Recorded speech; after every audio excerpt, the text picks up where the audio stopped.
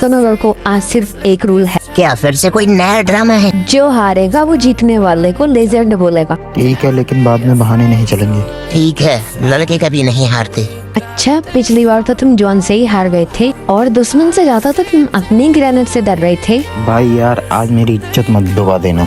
एक बात बताऊं? हाँ बोलो, लेजेंड बोलने की प्रैक्टिस कर ली है क्या? नहीं, मैं तो मजाक कर रहा था। हार गई तो मजाक और जीत गए तो प्रो प्लेयर। इसलिए कहते हैं एक्सक्यूज करने में बॉयज आगे हैं और रोस्ट करने में गर्ल्स।